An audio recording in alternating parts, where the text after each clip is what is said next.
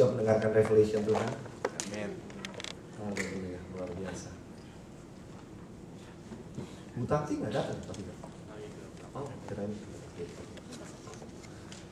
Nah, saudara kasih Tuhan, minggu lalu kita belajar mengenai translator, oke? Ada yang perlu dibantu? Pamela. You need headphones?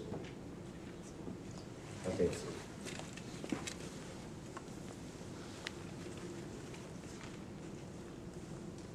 Ada yang lagi perlu headphone? Yang lain di bahasa Indonesia? Bu Lili? Perlu headphone? Haleluya. Nah saudara, shalom semuanya. Saya kok melihat muka-muka ngantuk sih saudaraku. Haleluya, gak boleh ngantuk saudaraku. Gak boleh ngantuk saudara. Karena hari ini Tuhan lagi mau mengajar kita mengenai sambungan daripada minggu yang lalu. Kalau minggu yang lalu kita belajar mengenai di dalam Lukas, saudara kasih Tuhan, kita belajar mengenai anak yang hilang. Dua anak yang hilang. Anak bungsu yang hilang, saudara kasih Tuhan. Tapi kita belajar bahwa di dalam Lukas sebelumnya Tuhan mengajar kita mengenai ada dua perumpamaan, saudara ingat?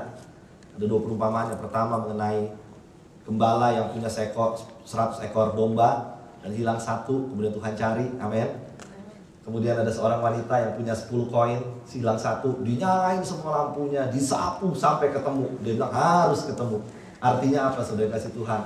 Tuhan di alam sini saudara yang kasih Tuhan, Tuhan sedang mencari setiap daripada yang hilang. Amin saudaraku. Tuhan sedang mencari dari setiap daripada yang hilang. Amin saudaraku.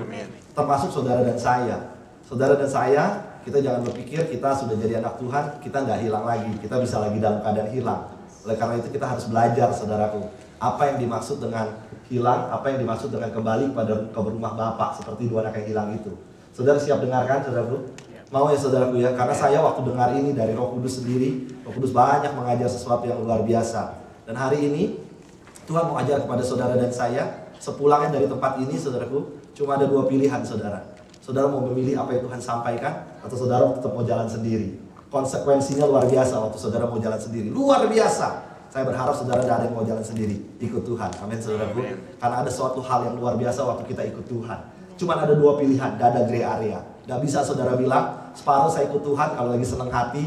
Kalau lagi kepepet, saya ikut Tuhan. Lagi kira-kira oke, saya jalan sendiri. Tidak bisa. Dengar baik-baik kata saya.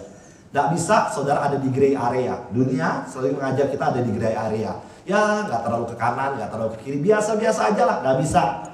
Either saudara di luar atau saudara di dalam. Either saudara jauh dari Bapak atau dekat sama Bapak. Nggak bisa di tengah-tengah. Nggak bisa sekali jauh, sekali dekat. Nggak bisa. Dan waktu kita jauh ada satu konsekuensi yang luar biasa, yang mengerikan. Oleh karena itu, saudara dan saya harus belajar apa yang dimaksud dengan anak yang hilang ini. Siap saudaraku? Siap, supaya saudara keluar dari tempat ini. Apapun yang menjadi tantangan saudara, dengar baik-baik. Apapun yang menjadi tantangan saudara, apapun yang rasanya hari ini kita pikir kita biasa-biasa aja, bisa jadi kita jadi anak yang hilang. Penting sekali untuk mengerti ini. Oleh karena itu, minggu lalu kita belajar mengenai dua perumpamaan sebelumnya, bahwa Tuhan mencari, benar-benar mencari. Sampai titik darah, sampai titik nafas penghabisan pun Tuhan masih cari. Makanya saya katakan, even seseorang yang ada di atas deathbed sekalipun, Tuhan masih cari di dalam visionnya, di dalam mimpinya, di dalam alam tidak sadarnya. Tuhan masih bilang, ayo ikut aku, ikut aku. Oleh karena itu, sangatlah luar biasa kalau seseorang ini pernah mendengarkan tentang firman Tuhan di dalam masa hidupnya. Meskipun kadang-kadang kelihatannya dia tidak terima, kadang-kadang mungkin kelihatannya dia mengeraskan hati, tetapi pada waktu firman Tuhan disampaikan dengan baik-baik, pada waktu nama Yesus pernah disampaikan, nama Yesus itu tidak akan pernah keluar dari tempat dia. Dan itu yang akan menolong dia di dalam saat-saat detik-detik terakhirnya. Ada seorang anak sekolah minggu, saudara yang kasih Tuhan, berasal dari satu negara yang ateis, satu negara yang komunis, saudara yang kasih Tuhan. Jadi pada waktu anak sekolah minggu itu masih kecil, saudara kasih Tuhan, dia datang ke gereja, nyumpet-nyumpet, saudaraku. Karena diajak dengan orang tuanya, diajak dengan temannya. Saudara, orang tuanya udah tidak ada, saudaraku, dia anak yatim piatu. Diajak dengan temannya, dengan orang tua dan teman-temannya untuk pergi ke sekolah minggu di dalam satu gereja yang ada di dalam bawah tanah, saudara kasih Tuhan.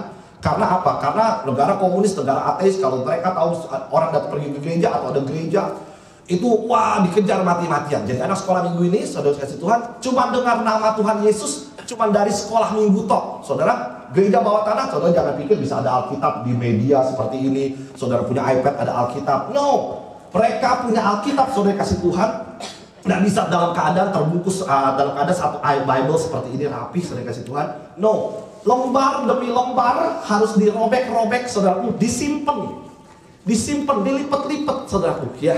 Nggak bisa main-main dibuka gitu aja. Nah, disimpan-simpan, nanti ditukar-tukar, dibagi-bagi, saudara, supaya masing-masing bisa membaca. Singkat cerita, anak ini cuma dengar nama Yesus, bahwa Yesus adalah penyelamat, bahwa Yesus tidak ada yang mustahil bagi Yesus, tidak ada yang mustahil bagi Tuhan. Nama Yesus adalah nama yang berkuasa, nama Yesus adalah nama yang ajaib, nama Yesus adalah nama yang perkasa, nama di atas nama. Saudara, dia dalam tidak pengertiannya, gereja bawah tanah tidak bisa teriak-teriak begini seperti itu. Tapi nama Yesus sempat mampir ke kepala dia, saudara kasih Tuhan. Dia bertumbuh menjadi seorang orang yang dewasa, saudara kasih Tuhan, tetap di negara yang ateis. Singkat cerita, dia masuk ke dalam kancah politik dan lain sebagainya. Sampailah dia pada satu saat di mana dia tertangkap, saudara kasih Tuhan, karena dia di dalam masalah politik. Dia tertangkap, saudara kasih Tuhan. Dia tetap tidak terima Tuhan. Dia cuma pernah dengar waktu di sekolah minggu, dia tetap ateis, saudara. Tidak pernah ada yang membalakan dia, tidak pernah ada FA, tidak pernah ada sel group, tidak pernah boro-boro.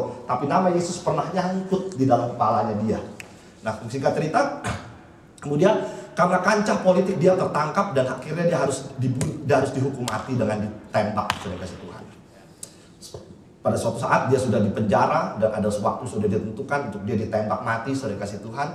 Dan kemudian orang yang mengeksekusi ini sudah mempersiapkan pistolnya, saudara kasih Tuhan, untuk menembak mati dia. Pistol sudah ada di sini, saudara kasih Tuhan. Listen to this.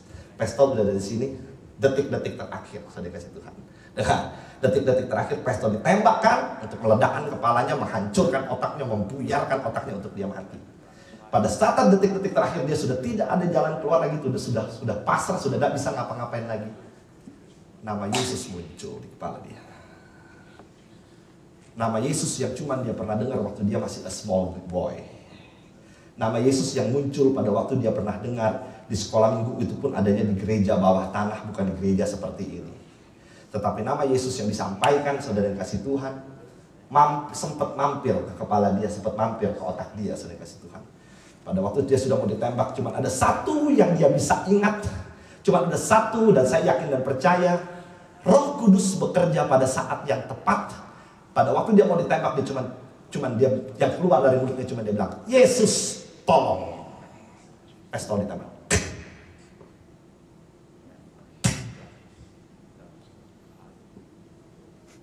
Dia mulai lihat.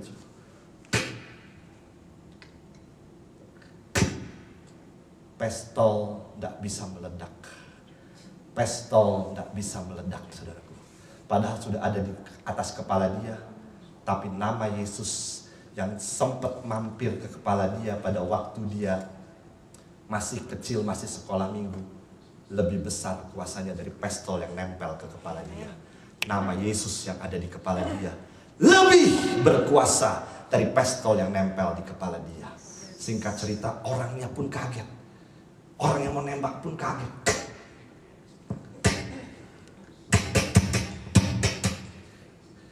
Saya yakin dan percaya orang yang coba nembak nggak pernah coba-coba di sini sendiri, sudah takut juga dia, saudara.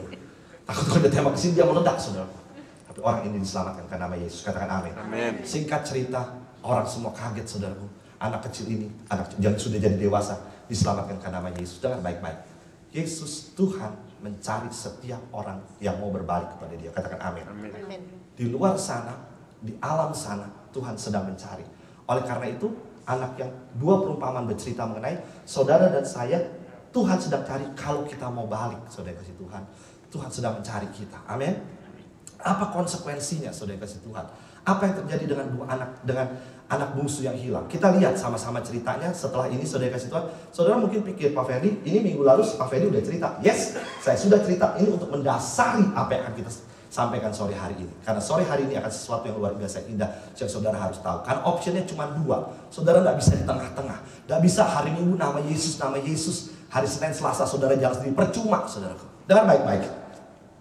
Nggak bisa hari Minggu nama Yesus. Hari Senin, Selasa jalan sendiri. Nggak bisa, saudaraku. Either dekat dengan Bapa atau jauh sama sekali. Pak, Tapi saya diberkati tanpa nama Yesus juga. Banyak teman saya, Pak, saudara bisa ngomong gitu. Oh, tanpa datang ke gereja, tanpa nama Yesus pun juga saya diberkati. Nanti saudara lihat, di dalam kisah anak yang hilang ini tertulis jelas-jelas. Tertulis jelas-jelas. Buka bersama saya Lukas. Setelah itu kita bahas. Haleluya. Saya harap saudara tidak kantuk, saudaraku. Bab ini sesuatu yang penting. Tapi serius, a little bit berat hari ini. Makanan keras hari ini. Siap ya makan makanan keras ya. Jangan makan bubur terus, saudaraku ya. Jangan makan bubur terus. Kita siap makan makanan yang keras. Oke. Lukas 15. Oke, ya. Saudara harus perhatikan baik-baik ayatnya. Dan setelah ini saudara akan melihat sesuatu yang luar biasa terjadi pada waktu kita mengerti ini. Kenapa? Karena perumpamaan ini bukan dikatakan oleh manusia biasa. Perumpamaan ini disampaikan oleh Tuhan. Setiap kata-kata Tuhan, setiap kalimat Tuhan, setiap statement dan pernyataan Tuhan yang Tuhan sampaikan merupakan satu statement yang luar biasa, merupakan satu statement, merupakan satu janji statement yang luar biasa. Ada janji, ada satu statement yang mengatakan kalau begini, pasti begini. Oke, saya akan bersama-sama kita akan belajari, saudaraku. Ada seorang mempunyai 2 anak laki-laki. Lukas 15. Oke, ayatnya yang kalau saudara tidak tahu, ayat 11 sampai 32. Tapi saya akan baca buat saudara sepotong demi sepotong supaya saudara mengerti. Ya, ada seorang mempunyai 2 anak laki-laki. Kata yang bungsu kepada ayahnya, "Bapak, berikanlah kepadaku bagian harta milikku yang kita berikanlah kepadaku bagian harta milik kita yang menjadi hakku." Lalu ayahnya membagi-bagikan harta kekayaan itu di antara mereka. Dengar baik-baik. Bapaknya tetap bagikan hartanya kepada mereka, tetap dibagikan, saudara, tetap dibagikan, ya, kepada mereka tetap dibagikan. Beberapa hari kemudian anak sulung itu menjual seluruh bagiannya, lalu pergi ke negeri yang jauh. Di sana ia memboroskan harta miliknya itu dengan hidup berfoya-foya. Setelah dihabiskan semuanya, karena perhatikan sampai sini, saudara kasih Tuhan. Setelah anak ini dibagikan harta milik ayahnya, setelah dibagikan harta bagiannya, dia pergi ke negeri yang jauh, saudara kasih Tuhan. Dan di negeri yang jauh itu, dia menghabiskan semua harta miliknya, semuanya dihabiskan. Saudara kasih Tuhan, pertanyaannya bego banget ya. Dengar baik-baik ya, nih, dengar baik-baik. Pertanyaannya very stupid ya. You got all the wealth, you got all the richness, you got all the money from your dad. Kau dapatkan semua harta dari orang tuamu, pergi ke negeri yang jauh. Kenapa di situ nggak pikir ya? Kenapa dia nggak disimpan-simpan? Kenapa nggak di-saving? Kenapa di situ dihabiskan? Saudara mikir nggak begitu pada waktu baca cerita ini? Saudara mikir nggak? Kenapa di negeri yang jauh dia kenapa nggak saving? Udah tahu ini harta cuma dari papanya, tetapi kenapa dia habiskan? Boya saving, pakai sedikit-sedikit. Dengar baik-baik. Sekarang saudara baik-baik. Di negeri yang jauh tidak bisa saudara jaga harta saudara sendiri. Pasti saudara akan habiskan semuanya. Di negeri yang jauh tidak ada proteksi terhadap harta yang saudara pegang. Di luar Bapak tidak ada proteksi, tidak ada harapan saudara bisa menjaga harta saudara sendiri. Pasti dihabiskan. Pak, saya nggak begitu, Pak. Saya punya investasi, saya mengerti investasi, saya mengerti saving, saya tahu bahwa kalau saya punya harta seperti ini, saya mesti saving untuk masa depan saya. Nggak bisa. Sooner or later pasti saudara, kelihatannya saudara saving, tapi pasti akan habis juga. Pasti akan habis juga. Yang mengerti katakan amin. Enggak Pak, saya benar-benar bisa saving, saya bisa jagain diri saya sendiri. Kalau enggak, Tuhan enggak ngomong gitu. Di negeri yang jauh, itu artinya dengan sejajar saudara menghabiskan harta yang Tuhan berikan kepada saudara. Oleh karena itu, dengar baik-baik. Orang-orang yang bukan di dalam Tuhan, yang kelihatannya diberkati, yang kelihatannya punya harta banyak luar biasa, tetapi di luar Tuhan, artinya kita tinggal tunggu aja orang ini menghabiskan hartanya. Apakah lewat sakit penyakit, apa lewat kebangkrutan? Enggak Pak, ada satu keluarga saya bodoh kenal Tuhan sama sekali.